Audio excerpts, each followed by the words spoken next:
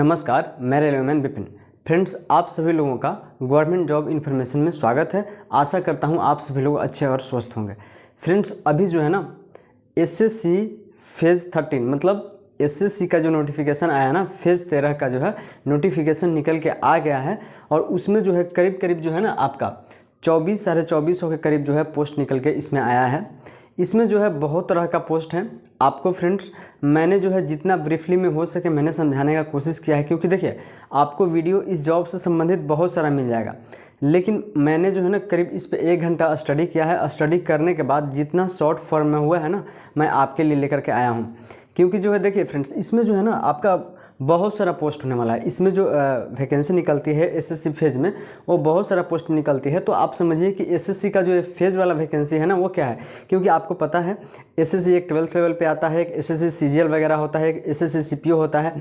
तो ये जो है एक फेज़ वैकेंसी है। तो एसएससी फेज़ 13 क्या है, देखिए हर साल जो है ना एसएससी फेज़ करके एक वैकेंसी निकलती रहती है जो करीब 2010 से 11 से निकल रही है। उस टाइम में फेज़ 1 था, फेज़ 2, फेज़ 3 ऐसे करके अभी फेज़ 1 है। अगले साल जब 26 में वैकेंसी आएगी तो फेज़ 14 इसका नाम दिया जाएगा। तो ये फेज़ करके एक वैकेंसी निकलती है।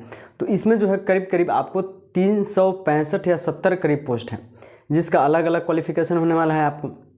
तो आप जो है अच्छे से समझिए कि आप जो है किस लिए योग्य हैं। तो चलिए हम लोग वीडियो को शुरुआत करते हैं। उससे पहले आपसे रिक्वेस्ट है कि आप चैनल को जरूर सब्सक्राइब कर लीजिएगा अगर आप नए हैं तो, क्योंकि मैं हमेशा आपके लिए ऑथेंटिक और जेन्युइन वैकेंसी ही लेके आता हूं। इसमें देखिए आपका जो है ना वैकेंसी जो है ना ऑनलाइन स्टार्ट हो गया है, वो 2/6/2025 से स्टार्ट हो गया है और आपका लास्ट डेट जो होने वाला है ना वो 23/6/2025 इसका लास्ट डेट है। तो फ्रेंड्स इसमें देखिए ना कि अगर आप फॉर्म को भरते हैं और फॉर्म भरने में आपसे कुछ गलतियां हो जाती है तो इसका फॉर्म का करेक्शन का भी डेट दिया गया है। जो आपका डेट होने वाला है ना वो 28/6 से लेकर के 30/6/2025 मतलब 28 से 30 जून तक आप अपनी गलतियों को सुधार कर सकते हैं अगर कुछ गलतियां हो गया हो तो, ठीक है। अब देखिए इसमें सबसे बड़ी बात है ना कि इसमें आपका एग्ज़ाम का भी डेट दे दिया गया है। आपका एग्ज़ाम जो होने वाला है ना इसमें 24 जुलाई से लेकर के 4 अगस्त तक आपका इसमें एग्ज़ाम होगा। ये अभी टेंटेटिव डेट है, मतलब एग्ज़ाम का एक तरह से शेड्यूल दिया गया है। जो एग्ज़ाम समझिए तो फिक्स नहीं होगा इस पर। अब देखिए एज की बात करें ना तो एज में जो है आपको मिनिमम जो है ना 18 साल और मैक्सिमम का इसमें फ्रेंड्स जो है ना कोई अभी लिमिट नहीं है। लिमिट कैसे नहीं है मैं आपको आगे बताऊंगा। तो मिनिमम जो आपको 18 साल जो एज होना चाहिए ना वो 1/8/2025 मतलब 1 अगस्त 2025 तक आपका मिनिमम एज जो है वो 18 साल ज़रूर पूरा होना चाहिए। और इसमें देखिए अभी फ़ी की बात करें तो फ़ी अगर आप ओबीसी और यूआर कैंडिडेट हैं तो आपके लिए 100 रुपये रखा गया है, और अगर आप SC/ST कैंडिडेट हैं और फीमेल कैंडिडेट हैं तो आपके लिए कोई भी फ़ी नहीं होगा, मतलब 0 है फ़ी। अगर देखिए मान लिया जाए कि अगर आप फॉर्म को भरते हैं, फॉर्म भरने में आपसे गलतियां हो जाती हैं, तो अगर आप फॉर्म को करेक्शन करते हैं तो उसके लिए भी अलग से आपको कुछ चार्ज देने होंगे, ये आप ध्यान में रखिएगा।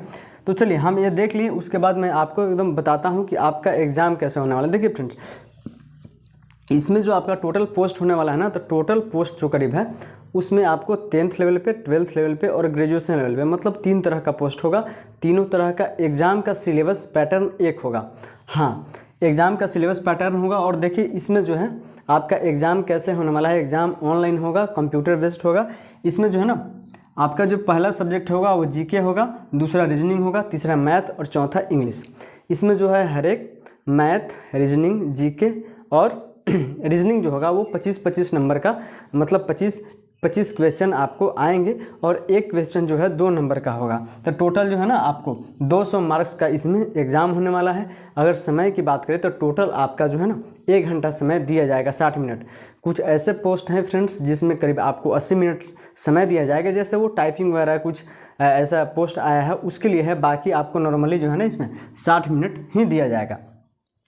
इसके बाद नेगेटिव की बात करें तो 0.50 आपका इसमें नेगेटिव होने वाला है अगर आप रॉन्ग करते हैं तो। उसके बाद आपको ध्यान में रखिएगा कि देखिए आपने देखा है ना कि इसमें जो आपका डेट होने वाला है ना वो 24 जुलाई से 4 अगस्त के बीच होगा, वो भी ऑनलाइन। तो आपको पता है कि जब इतने सारे शिफ्ट में एग्ज़ाम होंगे तो आपका जो रिज़ल्ट होगा वो मतलब नॉर्मलाइज बेस पे होगा, नॉर्मलाइजेशन इसमें होगा।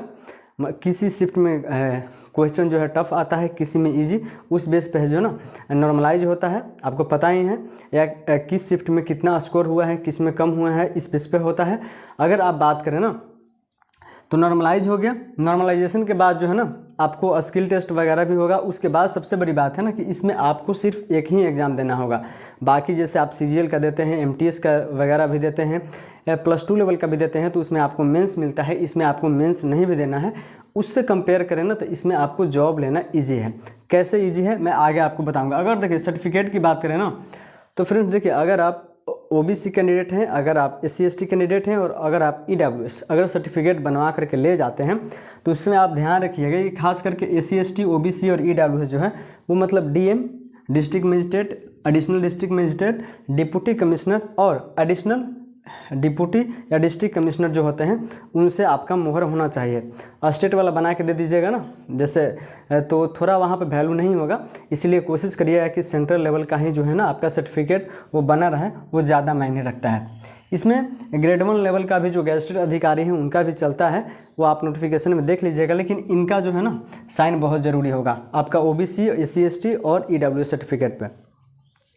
इसमें देखिए मैंने आपको बताया था कि इसमें टोटल जो करीब है 365 तरह का पोस्ट है, जिसका जो है ना ऑफ क्वालिफ़िकेशन अलग अलग होने वाला है। अब देखिए क्वालिफ़िकेशन कैसे अलग है फ्रेंड। देखिए किसी किसी वैकेंसी में जो है ना कि 18 से लेकर के 30 साल है, उसमें आपको OBC को 3 साल, SC ST को 5 साल और PWD को 10 साल छूट मिला है, ठीक है। कोई भी वैकेंसी है कि 20 से 25 साल है, कोई वैकेंसी है जो 35 से 40 साल है। तो अगर आपने मैट्रिक किया है, सपोज दैट मतलब मान लिया कि आपने मैट्रिक किया है और मैट्रिक पे फॉर्म को भर रहे हैं, तो मान लिया जाए कि MTS पोस्ट हो गया, स्टोर कीपर वगैरह हो गया, जैसे और भी माली वगैरह हो गया, जैसे जितना भी पोस्ट है ना प्यून वगैरह का, तो आप उन सारे पोस्ट पे एलिजिबल हैं। हाँ, एक बात और ध्यान रखिएगा कि मैट्रिक के अलावा उसमें और भी कोई डिग्रियां नहीं लें। अगर आप इंटर पे फॉर्म को भरते हैं तो इंटर पे भी बहुत सारा आपका पोस्ट आया है, जैसे LDC लोअर डिविजनल क्लर्क का पोस्ट आया है, टाइपिस्ट का पोस्ट आया है। इसमें जो है ना सारे पोस्ट को आप भी इसमें ध्यान में रखिएगा। उसके बाद ग्रेजुएशन लेवल की बात करें तो उसका एज भी ज़्यादा होने वाला है और ज़्यादा मतलब पोस्ट का लेवल भी है। इसमें देखिए लेवल की बात करें तो लेवल 1 से लेकर के लेवल 7 तक इसमें वैकेंसी निकल के आई है। जो सबसे बड़ी बात है कि आपको चॉइस करना है कि आप किस लेवल पे फॉर्म को भरते हैं। अगर आप ग्रेजुएशन किए हैं, मतलब आप ग्रेजुएट हैं, तो मान लिया जाए कि ग्रेजुएट लेवल पे यहाँ पे 365 में करीब करीब की जो है ना 20 पोस्ट पे एलिजिबल हैं आप। तो आप 20 पोस्ट पे फॉर्म को डालिएगा। ऐसा नहीं है कि एक पोस्ट पे डाल करके छोड़ दिए हैं, आप 20 पोस्ट पे डालिएगा। कहीं कहीं क्या है कि किसी डिपार्टमेंट में जैसे जल संसाधन विभाग में आपका 5 पोस्ट हो गया, फिर भूमि विभाग में 5 पोस्ट हो गया, फिर उसके बाद अगर देखा जाए तो इनकम टैक्स डिपार्टमेंट हो गया, उसमें आपको 10 पोस्ट है। तो ऐसे ऐसे करके मतलब कहीं पे आपको 10 पोस्ट मिलेगा, कहीं 4 पोस्ट मिलेगा, कहीं 2 पोस्ट मिलेगा, कहीं 1 पोस्ट मिलेगा।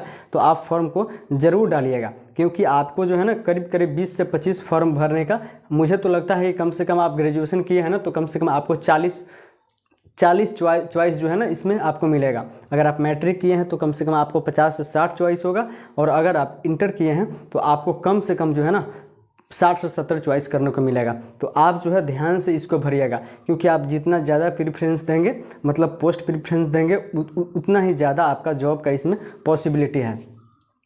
क्योंकि अगर आप देखिए, अगर आपके पास एक्स्ट्रा मतलब कुछ डिग्री है, एक्सपीरियंस है, तो आप उसको वो फॉर्म जो है ना खास करके आप ज़रूर भरिएगा, क्योंकि बहुत सारे लड़के हैं जो वो एक्सपीरियंस सर्टिफिकेट नहीं डाल पाते हैं, और आप अगर डालिएगा तो आपका जॉब होने का चांस इसमें ज़्यादा है।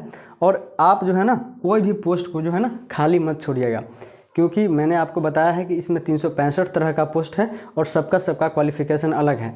हाँ, अब आपके मन में एक डाउट आएगा कि ये सारे जो पोस्ट हैं तो हम कैसे समझें, क्योंकि वहाँ पे एक अलग से लिंक दिया गया है फ्रेंड्स। आप जाइएगा ना ssc.gov.in पे जाइएगा, तो वहाँ पे फॉर्म का डिटेल्स तो आपको मिल जाएगा। लेकिन अगर आपके मन में सवाल आए कि मान लिया जाए कि हम शॉर्ट हैंड के लिए या स्टेनो के लिए फॉर्म को भरते हैं, तो हमारा जो क्वालिफ़िकेशन होना चाहिए वो एक्स्ट्रा में क्वालिफ़िकेशन क्या खोज रहा है, तो वो आप तो सर्च करिएगा। तो आपको कैसे मिलेगा उसका भी लिंक मैं बताता हूँ।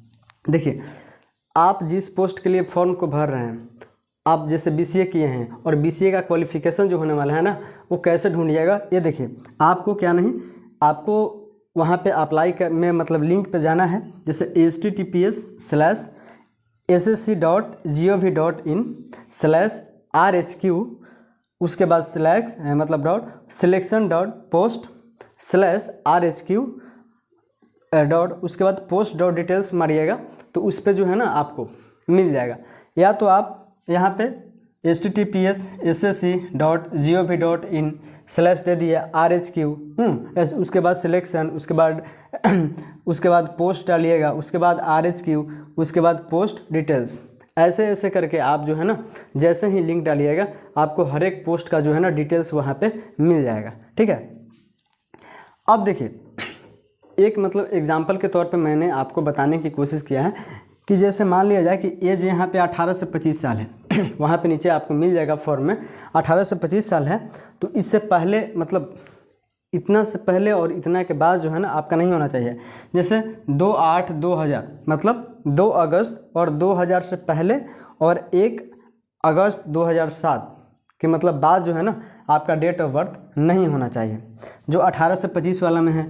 उसी तरह से 18 से 27 वाला में आपको मिलेगा जो 2/8/2000 से मतलब 1998 से पहले का नहीं और 2007 के बाद का नहीं। हाँ, इसमें ध्यान रखिएगा कि आप जो है ओबीसी के लिए 3, SC ST के लिए 5 और पीडब्ल्यूडी के लिए 10 साल इसमें जो है ना एक्स्ट्रा अलग से आप जोड़ सकते हैं। तो फ्रेंड्स देखिए मैं यहाँ पे जो है ना अगर बात करें मतलब हम बात करेंगे ना तो इसमें करीब करीब आपको देखिएगा ना तो 110 से 12 पेज हैं। तो 110 से 12 पेज जो है ना वो आपको पढ़ना थोड़ा मुश्किल होगा, ऐसा नहीं है। आप मुझे पता है कि आप उसको अच्छे से समझिएगा, लेकिन मैं 112 जितना भी पेज था ना उसको अच्छे से पढ़ के उसका जो है ना शॉर्ट में ब्रीफ में मैंने ये निकाल करके आप लोगों के सामने लाया हूँ।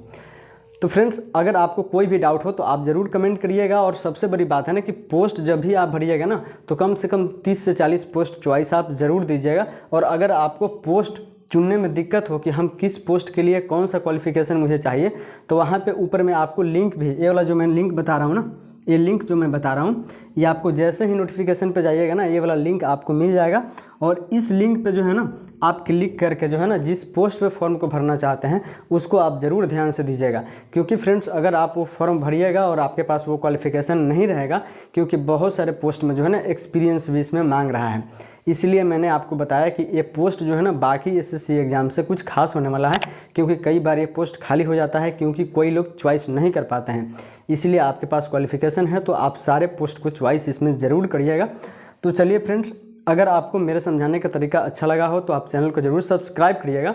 तो चलिए हम लोग मिलते हैं फिर नए वीडियो में। जय हिंद।